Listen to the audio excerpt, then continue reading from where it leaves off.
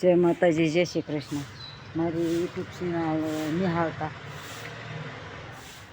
તો એટલું કહેવા માગું છું. તો આજ તો મારું જીવનધારા પોતાનું કે ઉંમર મારી 60 વર્ષ ને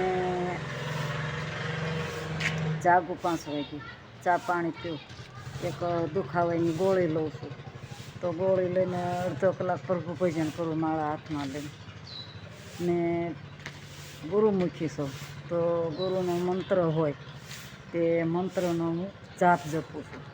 અને અડધો કલાક લેટ થઈ જાઉં, લીન થઈ જાઉં આરતીમાં સમાધિમાં. તો સેવા પૂજા ભગવાનની કરીએ અને થોડું જાજુ આજનો વિડીયો બન્યા રહેજો. પણ એક વાતની સમસ્યા છે, સરસ મજાના ફૂલ છે ધોળા, વાત તો હાશી છે. આ અડુશી છે જે આપણે સામે દેખાઈએ, પણ એક આજ સવારનું ગુંજી રહ્યું છે મનમાં કે આજની મારી પોતાની જીવનધારા હું પોતાની તમારી સમક્ષ રજૂ કરું છું. તો હે ભાઈ કે આપણે સવારના સાંજ સુધી નકરું બોલ કરીએ. હવે આ લાઇટ બિલની જે માનું બિલ આપણને મૂકી દીધું હોય, અંદરના માયલો બેઠો જ માલપા અંદર, અને બિલ આવ્યું હોય ફરફર્યું બહાર કે હંસામાં સવારથી સાંજ સુધીમાં બોલવામાં થોડોક કંટ્રોલ રાખો. તો આટલું બધું બોલો છો તો આ બિલ ભરવું જોઈએ તો આપણી જ પોસાય. સવારથી સાંજ સુધીમાં કેટલું બોલતા, સાસું બોલતા છું, ખોટું બોલતા છું, જાજુ બોલતા છું, થોડું બોલતા છું, ક્યારેક ક્રોધ આવી જતો હશે, ક્યારેક બે કોકને ઠપકારી દેતા હશું. આવું બધું જીવનની અંદર સવારથી સાંજ સુધીમાં ઘણું આવે ને. તો આ કોઈ દી અંદરથી કોઈ દી આવ્યો કે તમે બિલ ભરી દેજો, આજ આટલું બોલ્યા છો, આટલા કિલો માથે કે 100 ગ્રામ માથે, 150 ગ્રામ માથે કોઈ દી ભીતરવાળો મારી પાસે બેઠો છે એને મોકલેલું ફરફર્યું ખરું? ઘરવેરા ભરી જાયજો. એમ આપણું આ સરસ મજાનું આવું 5 તત્વનું પૂતળું બનાવ્યું છે, પૂતળામાં પ્રાણ પૂર્યા છે. અને એની અંદર મંદિર વાળીને બેઠેલો મારો રામ કોઈ દી મોકલેલું આપણને કે આટલું બધું બોલ્યા છો હવે બસ કરો, નકર હમણે પછી કેસ કરીશ, ફરિયાદ કરીશ, આવું કોઈ દી કીધેલું? હાસું જ નહીં મારું.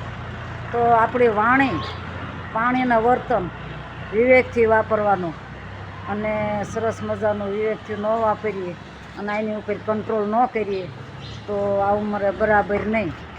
અને સરસ મજાનું આ વર્તમાન છે ને તરવાડની ધાર જેવું છે. આની ઉપર તો ફૂલે પગે હાલ્યા તો હાલ્યા, નકર તરવાડની ધાર જેવું છે કંઈ. અને આ જગતમાં નવખંડ ધરતીમાં જેટલું જીવાય એટલું, આ 50 વર્ષમાં જીવાય એટલું કોઈ એમ નહીં તમને કે તમે કેટલું જીવ્યા, પણ કેવું જીવીને ગયા એ જોવાનું છે. તો વાત તો હાશી છે, પણ હવે આ જગતમાં કઈ રીતે રહેવું, કેવું રહેવું, કેટલું. અને એક બીજું, કોઈ દી જેવો અંદર માયલો બેઠો છે ને એને ફરફર્યું ન દીધું, એમાં 2 પગ છે. સવારથી સાંજ સુધીમાં કેટલા કિલોમીટર આવીએ, હા થોડોક થાક લાગે એ તો હું કબૂલ કરું છું, પણ એને કોઈ દી કીધું એક ડગલું એવું નથી હાલવા, એનાને ઊભું રહી જાઉં તો આપણે થાય હું ક્યાંક સીમાડે હોય એકલા હાલ્યા જતા હોઈએ, અને એમાં આમ હાલ્યા જતા હોય ને આ પગ ઊભા રહી જાય નથી હાલું તાર થાય એ કરી લે. શું કરી લેવાના છે? નાઈને ઊભું રહી જવું પડે ને. એમાં ભગવાને આ 5 તત્વોનું પૂતળું બનાવ્યું ને એમાં કાંઈ ઘટવા નથી દીધું.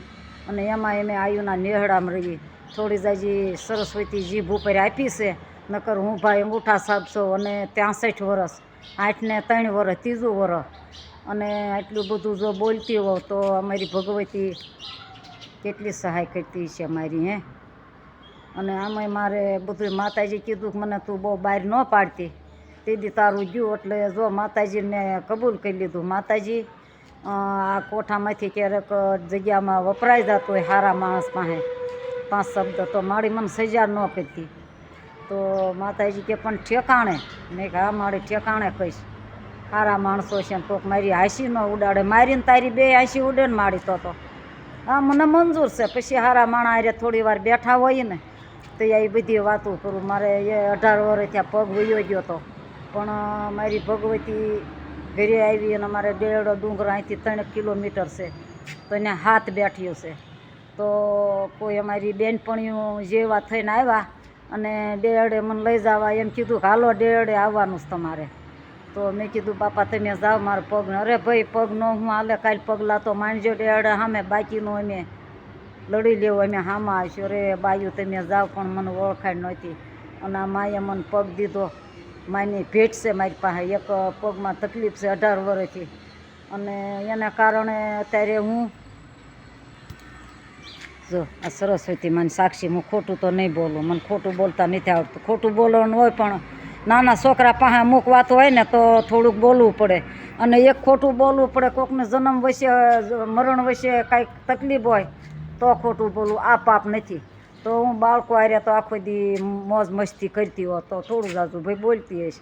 પણ વાતમાં એમ છે કે મારી ભગવતી મને 2 વખત મળી ગયા, અને હું ઓળખાણ મારે થઈ નહીં એવા મારી કમાણીને ફેર છે. માતાજી હામાં આવવાનું ઓળખી ન જતી, અને આ માતાજી આજ 3 વર્ષ થયા મને હરદુવાર સુધી પોગાડી દીધી. અને એ તો એમાં કાંઈ ઘટે નહીં, મારે જાજુ હવે કેવું નથી. માં વળી પાછા કહે મેં તને ના પાડી હતી, અને તે યુટ્યુબ ચેનલમાં ચડાવી દીધી આપણી 2 વચ્ચે વાતની. તો અત્યારે બસ આટલું રાખી જઈએ, અને ફરી મળશું કાલે સવારે બીજા બ્લોગમાં. પણ મારો વિડીયો કેવો લાગ્યો, સારો લાગ્યો, લાઈક શેર સબસ્ક્રાઈબ કરવાનું ભૂલતા નહીં. અત્યારે બસ આટલું.